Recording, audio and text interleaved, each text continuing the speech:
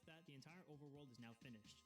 I decided to hold off on making the dungeon levels for now because this video has already taken long enough to make, and I don't actually know how to make boss fights yet, so I might save that for another video. And just like the Mario And now is time to watch that other video. That's right. Now we're going to react to I made the Legend of Zelda boss battles, but the 3D by Cody Can't Eat This. The sequel to this video. And in preparation for that, I already watched this whole thing again, so that because it's been a while, I know that, and figured, how about a little refresher before I jump right into it. And also, in case you don't know who I am D and Molo. Yep, same name as the channel. Anyway, it's time to get into this. And remember to leave a like and subscribe for more videos like this if you like this video and all that. Detroit-style slices and sticks for $4.99 from Little Caesars. 2 delicious slices. Alright, now then, without further ado, let's get into it. In my last video, I recreated the entire overworld from the original Legend of Zelda in a new 3D style, and I also said that I would do the rest of the game in another video. So this time around, I'm going to be doing all the dungeons and the boss fights that I didn't get to last time. Also, I'm going to structure this video so you don't have to watch the other one first. Okay, so basically I wasted a bunch of time for nothing then. We're good. That's good to know. But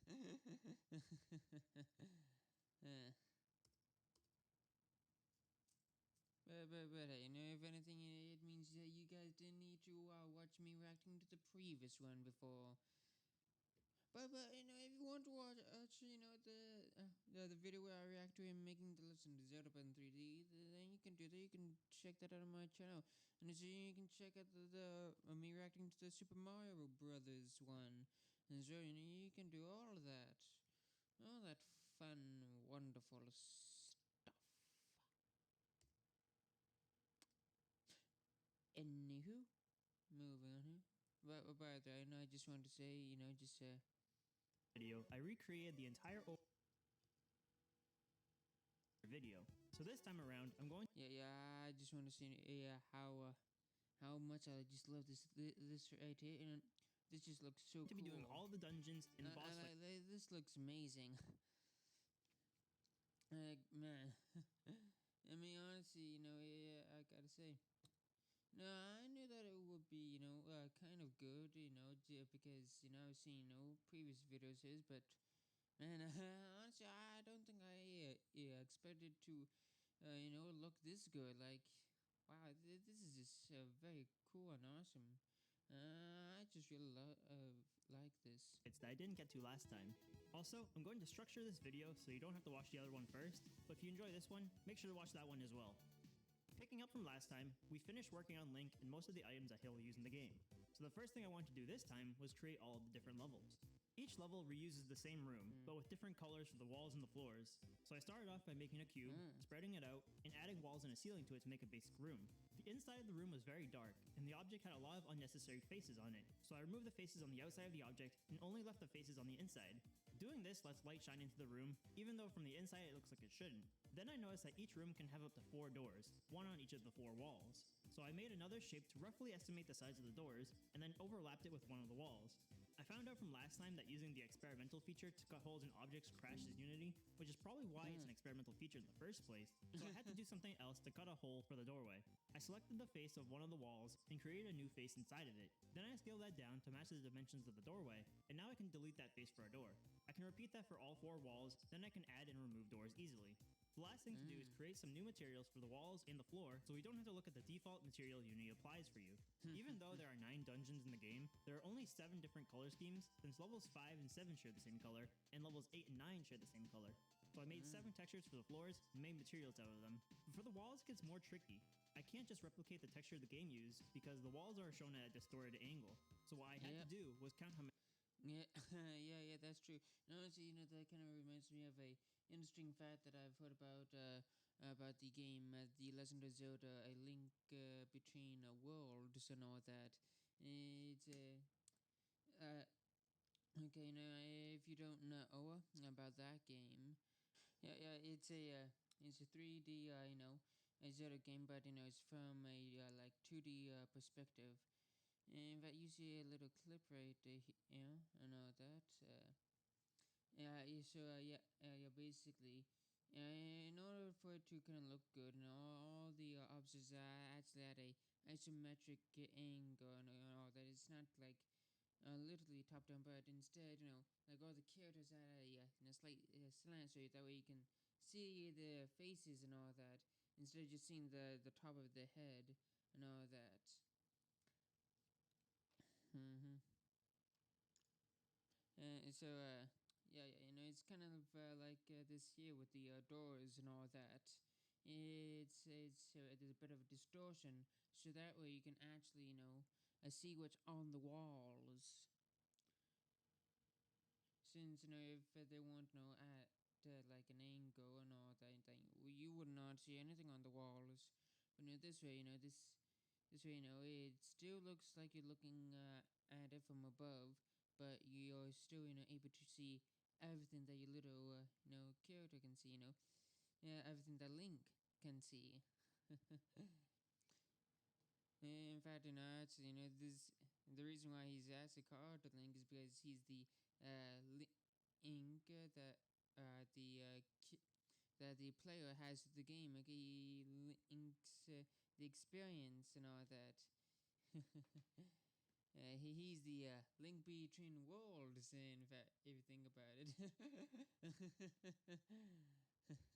The texture the game used because the walls are shown at a distorted angle. So what I had to do was count how many sections you can see on the wall and match that up with how many pixels wide the wall should be. Then I kind of just winged it from there, and it turned out pretty well. The last thing to do was apply all these materials to the room. Yeah. It looks pretty well as well. Yeah, I gotta say, pretty gosh darn good job here. And then we would have all the rooms finished. But there was one problem. When I applied the materials to the walls, the textures didn't line up properly. The way I fixed this was creating new materials for each wall and changing the texture offset to line it up. Finished. But there was one problem. When I applied the materials to the walls, the textures didn't line up properly. The way I fixed this was creating new materials for each wall and changing the texture offset to line it up. But don't do this when making games. I'm just an idiot. I realized afterwards that the right way to do it would have just been to select the walls and fix the UVs. Sometimes I hate when there's more than one way to solve a problem because I usually pick the dumbest way possible. Ain't that related, but I relate to that, yeah. Yeah, oftentimes I pick the dumbest way possible too. When it comes to problem solving. Anyways, now that the rooms are finished, I can start laying them out in the shape of the different levels. Each level has a unique shape described by the name of the level. For example, level 1 is called the Eagle, so it's shaped like an eagle. Honestly, I can't wait to get to that one level. Level 2 is called the Moon, so it's shaped like a moon, and level 9 is Death Mountain, so it has a fitting image of a skull. While I was duplicating the rooms and making the shape of the levels, I came across a Reddit post that showed that all of the levels actually fit together like puzzle pieces. Whoa. Wow, I didn't know that. That's incredible. Wow. Oh. I guess that explains why the moon is kind of shaped like that, and it's kind of shaped all weird and funky like. I gotta say, that's all, pretty incredible there. Oh, wow. I wonder why they did that. So I decided to fit them together the same way, but at that point GitHub started yelling at me because the file size got too large to fit everything into one scene. So I had to split it up into 2 scenes, one for the first 6 levels and one for the last 3 levels. With the layouts of the levels finished, I decided to start adding in the rest of the details. I cut out a hole for every doorway, but that left me with an empty space that would cause Link to fall into a bottomless pit of nothingness. So instead I had to go... there you go. We're getting ourselves a threshold here. And create a model for the door frame. Then I could slide that in between the gap for every doorway. Then there were also 2 types of doors, one that needed certain conditions to be met before opening, and one that needed a key to be opened. I spent some time placing all the doors in the right spots, but for now it's just for aesthetics. I'll be working on the programming part of it in a bit. Above the doorways are two things that hang on the wall, which to me look like light fixtures. So after adding those in, I tried adding a little light source to them, but it looked strange, so I got rid of the light sources. After finishing all the details of the walls, it was time to start adding the extra details for the floors. Some rooms have different floors other than the default tiled floor. Some of these rooms have spotted patterns that look like sand. Some have sections of water or lava that require Link to have the ladder to get past it, and some just have a blank black texture. There are also dotted patterns at the entrance to every dungeon, each with their own color palette. It became very tedious making new materials for each type of texture and each color for the different dungeons, which was why the level building took the longest out of anything for this video. After creating the different floor patterns, there were two more props to fill in the levels with, the blocks and the staircases. I noticed that the blocks actually share the same design as the blocks from the original Super Mario Bros. So I basically already had Wow. And that's pretty cool and interesting there. that done from when I remade that game a while back. From there, I just placed around the blocks and staircases. Yeah, I also reacted to that video in case you didn't catch me mentioning it before.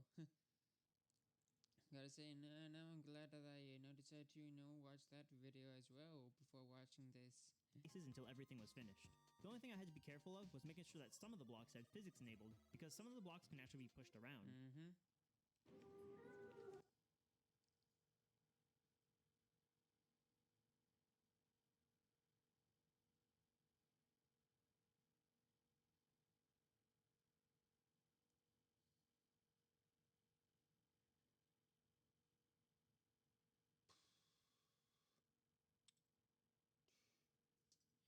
Skip.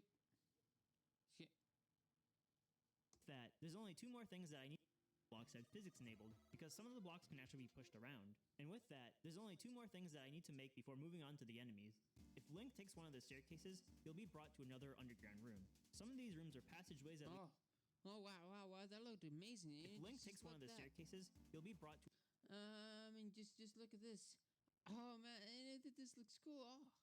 Oh, I love this. Oh man, man, I really wish I could play this.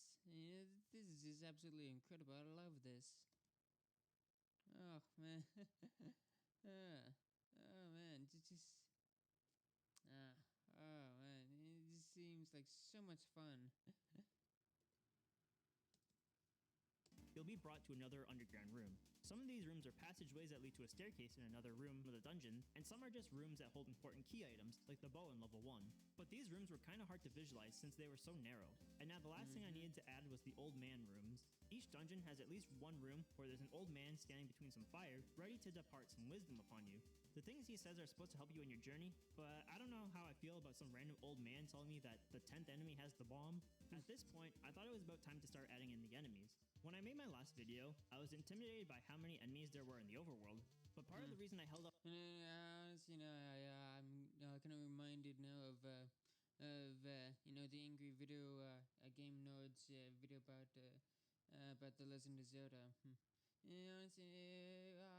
found it a pretty funny video. However, I should warn you if you're curious about checking it out is that he does use a lot of swear words a lot and all that. So if you're not a big fan of swearing, do not check out the angry video game node.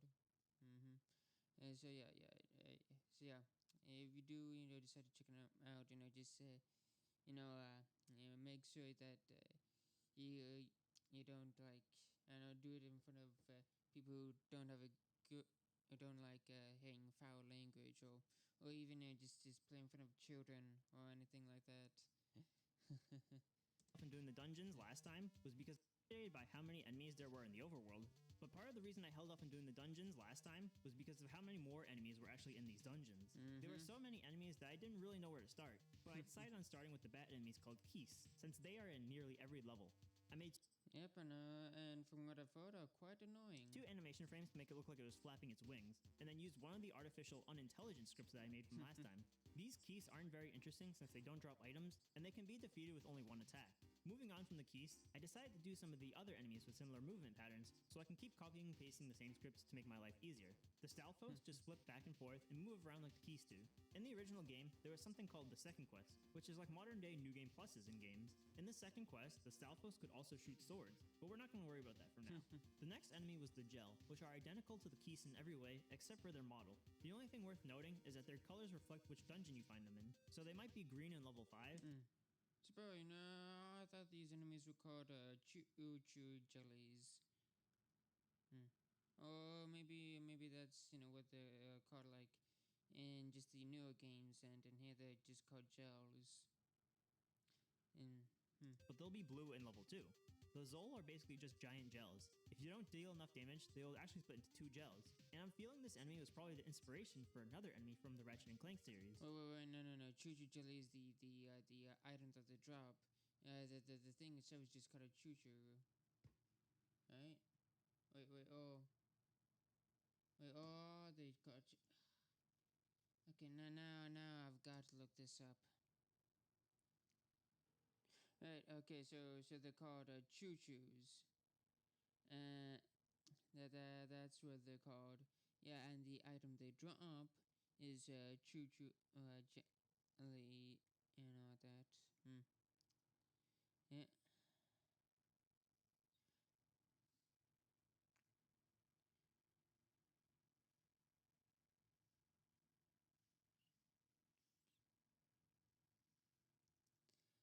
Mhm.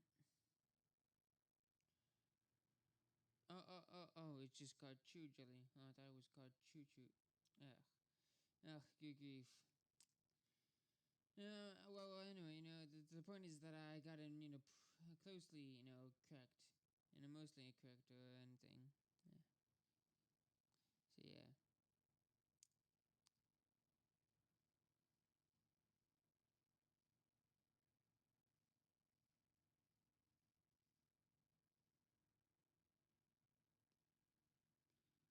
Mhm.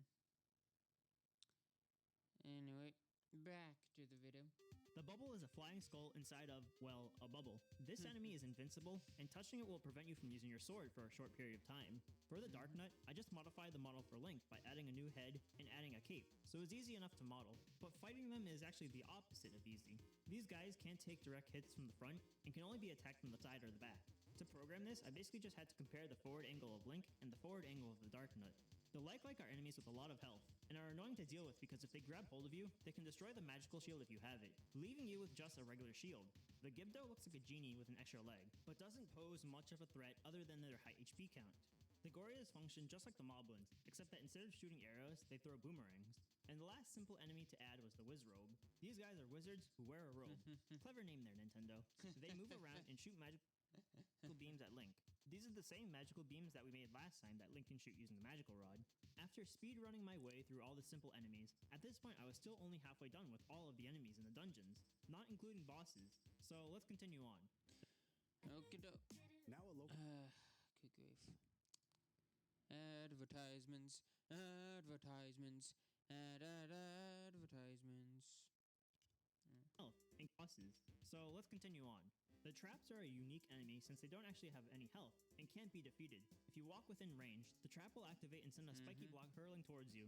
To avoid getting hit, you have to move out of the way fast enough. Sometimes the traps will block doorways that you need to go through, so you'll have to debate them and then walk by while they slowly reset. The next enemy was the Wallmaster. This enemy is a giant hand that will grab Link and take him back to the start of the dungeon. Like its name implies, it's a master of the wall because they can move in and out of it. The next enemy is the Rope, but it's not actually a rope because it's a snake. These guys use... Ugh, oh man, it's just a dumb name. I mean, just call them snakes. So what?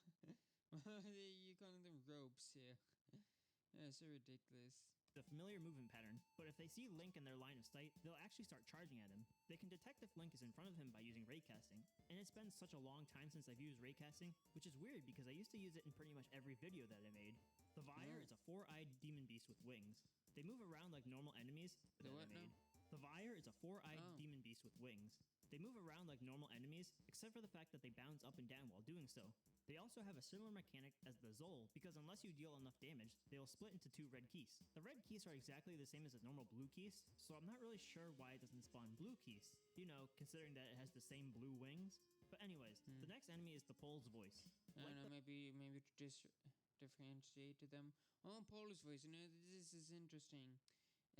Basically, in the Famicom version of that, they had a microphone for the Famicom, and in order to get rid of them, you just kind of just shout into the mic. and that gets rid of them. But of course, for the NES release, they couldn't do that. So I believe they had to do something else to get rid of them. Yeah. Vire, these enemies will hop around while By the way, in case you didn't know, the Famicom was, I believe it was only released in Japan. But anyways, the next enemy is the Pole's Voice. Like the Vire, these enemies will hop around while they move. However, these guys have a lot of health. You can defeat them by lowering their large HP pool, or by firing a single arrow at it. Or you could just shout at them with your microphone if your console has that. And now the last three enemies. Oh, okay, he already mentioned it, so I just wasted your time for nothing. Sorry about that. Although he did not mention that it was the Famicom, and all that. Were the most difficult to make, and were almost as. That's right, the fact that I said mentioned it being the Famicom. Now your time watching this video has been well spent. Yep, I'm almost certain of it. Yep, you definitely did not waste your time watching this video.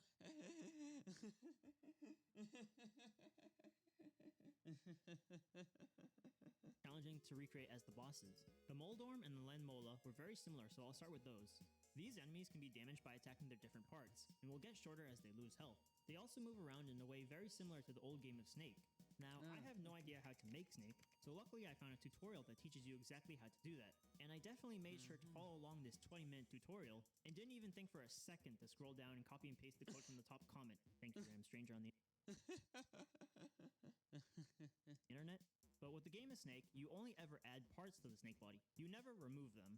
So I had to write my own way to remove the parts of the Moldorm and Landmola, and also make them take damage. And finally, the last enemy was the Patra. This one is almost like a mini-boss, as it only appears in level 9, which is the last level in the game. There's one big blue Patra in the middle that moves around slowly and acts as the main target. Then there's 8 smaller orange Patras that patrol around it in a circle. So far, there's nothing crazy here, but it quickly started turning into a nightmare when I realized that I had to keep the orange Patras in the same spot while the blue Patra moves around in turns, while also making them expand and contract at random times. This enemy took a lot of work to get done correctly, and it feels like it's probably one of the most impressive things I've done so far in this channel, even if it seems really basic. Now, even though I said the Patra was the last enemy.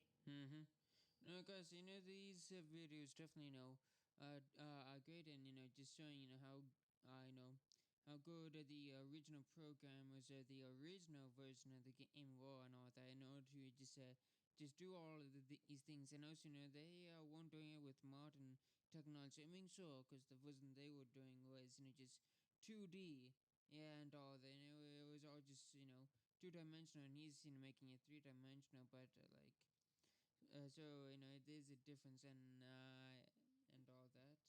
that. But, they did not have, the technology we do today. Okay, and this kind of stuff was made back in the 1980s, and all that. So, they had to just work with, those big 1980s, computers that, and all that, and just. Basically, it was just a lot of just typing and coding and all that, and just figuring it out and all that, and just coming up with all these ideas. Some of these ideas that nobody else has had to come up with before and all that. They were definitely just innovating a lot and all that. So yeah, honestly, I say pretty impressive and all that. There's technically still one more enemy, which is the stone statues. There are actually 2 different models for the stone statues, one for the statues on the left, and one for the statues on the right. And continuing my tradition, I always make at least one model that looks great from every angle, except for the front, which is, well, interesting. These statues also have different color schemes for each level, so I had to change the colors around to make new materials for them. And then after doing all of this work, I realized that most of these statues don't actually do anything at all. Most of them just sit there and do absolutely nothing. There are only a few rooms in all the levels where these guys will shoot projectiles out at Link. These statues can't be damaged, and the only way to get them to stop firing is to defeat all of the enemies in the room. And then I realized at this point that there were actually a few more things I needed to do before finishing up the video with the boss fights.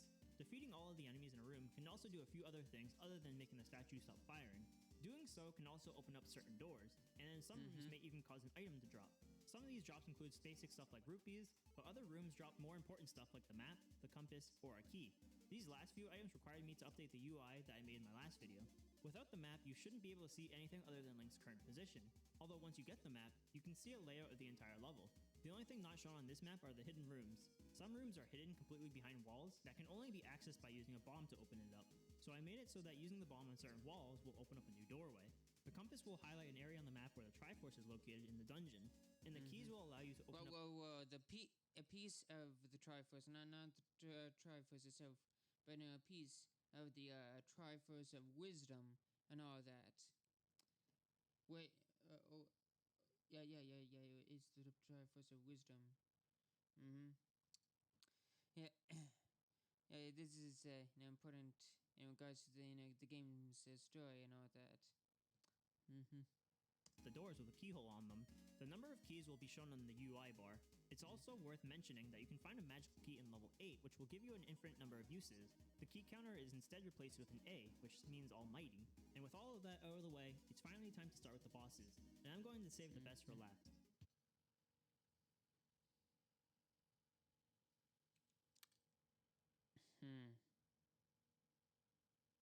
First up is Aquamentus, the boss of the first level. It can shoot out 3 fireballs at once, but can be blocked with a magical shield. The fight itself isn't that difficult, as it doesn't have that much health. Dodongo is the boss of the second level. You can't directly attack this boss, and the only way to defeat it is by placing a bomb in its mouth while it's open. The only way to know this is to receive some wise words from the old man in the dungeon that says, Dodongo dislikes smoke, which is supposed to mean the smoke from the bomb, I guess.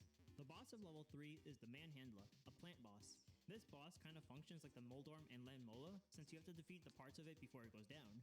Although it can also be defeated in one shot with a well-placed bomb that can hit all of the heads at once. Gleeok was an interesting boss to make, and it was also the boss of the 4th level. I made the head, the neck, and the body separately, although I'm not really happy with the way the body turned out, but it looks fine when it's actually in the game. To defeat Gleeok, you have to attack the heads. Yeah. Guess probably because you can't just walk around. Okay, and it's only in one position, so you can only see from so many angles. And once one of the heads is defeated, it disconnects from the main body and starts flying around until all of the heads are defeated. Boss number 5 is Digdogger. If you can understand what the crazy old man in the dungeon is saying, you'll understand that a certain kind of sound that Digdogger hates is the whistle. Using the whistle in this fight will shrink it down and make it easier to defeat. The next boss is Goma, the boss of the 6th level. Goma has one weakness, an arrow to the eye. Knowing its own weakness, Goma will open and close its eye. Yes, the beginning of the good old tradition of boss enemies just just having the weak point be the eye. There's so many bosses in Zelda games where the weak point is the eye. I mean, all fairness, the eye is the weak point in real life as well, so although only damage it while its eye is open. And then levels 7 and 8 don't feature any new bosses. They just reuse bosses from the previous dungeons. Although level 7 does have a Hungry Goria that blocks your path. And you can only damage it while its eye is open. And then levels 7 and 8 don't feature any new bosses. They just reuse bosses from the previous dungeons. Although level 7 does have a Hungry Goria that blocks your path. And the only way to get by it is by giving it food. And now for the finale of the game, the final boss, Ganon. Ganon is able to disappear and turn invisible. Link must wander around aimlessly and try to attack him, while also dodging projectiles that materialize out of thin air. Whenever Link hits Ganon, he'll reappear, sometimes in a new pose, letting you know that he's been hit. Link must then repeat this a few more times until Ganon is done and changes color. At this point, the only thing that will stop Ganon is firing a silver arrow to stop Ganon once and for all. If Link didn't find the silver arrows hidden away in level 9, then the fight will start over. After defeating Ganon with the silver arrow, Ganon will be reduced to ashes along with his Triforce's power. The doors to the next room open up, and after clearing out the flames, Link can finally save Princess Zelda and end his journey. And if you are still confused, yes, this is not Zelda. This is Link. This is Zelda. Alright, see ya. No, but was the part where they at the end they both hold up two of the three just hold up the Triforce of Wisdom and the Triforce of Power and all that. And by the way, just in case you didn't know, the Triforce of Courage does not appear in the game. Instead, it makes a first appearance in the sequel, The Legend of Zelda 2, Link's Adventure. Yeah. Or is it the Adventure of Link? Well, but anyway, I guess that's all for now. So, let's see here. Hmm.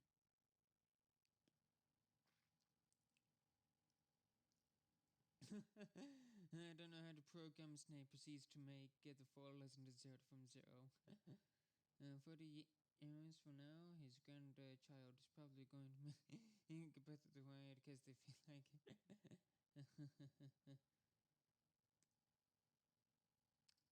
Well, I mean, honestly, I say it's probably because it's of copyright infringement and all that. Like, it bears similarity to the original and all that, which makes sense since it's literally just the original game, but in 3D. So, so yeah, honestly, it makes sense, right? You can't, I said, at the very least, you can't say without, permission from Nintendo and all that. Hmm.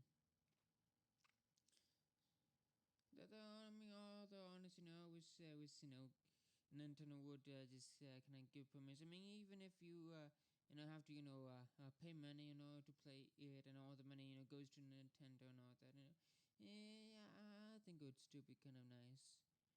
Mm-hmm. Tip on enemy slash boss AI. There's actually an anti-link that is the vertically and horizontally flipped coordinates of link that is used to make enemies fair. To put it simply, enemies randomly target either link or anti-link. That's why the movement seems random. Oh, well, that's pretty gosh darn interesting. Mm-hmm. Fun fact about the original Legend of Zelda: the reason all the engines fit together is because when you do that, they take up the same amount of space as your overworld map that normally occupies the top left-hand corner of your screen. Oh, that's interesting.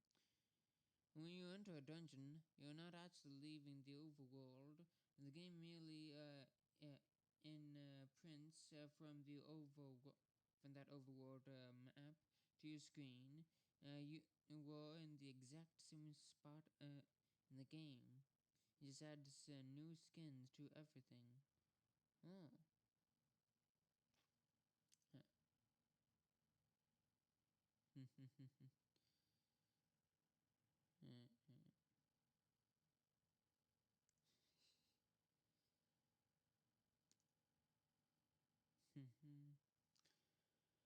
Sometimes I ain't when there's more than one way to solve a problem. That's so relatable. WTF. But anyway, I guess that's all I have to say about this video. So I hope you enjoyed it. I hope you enjoy watching. At the very least, I hope you enjoy watching this video as much as I enjoyed making this video. Well, but anyway, I guess that's all, and I guess without further ado, have a good day and goodbye.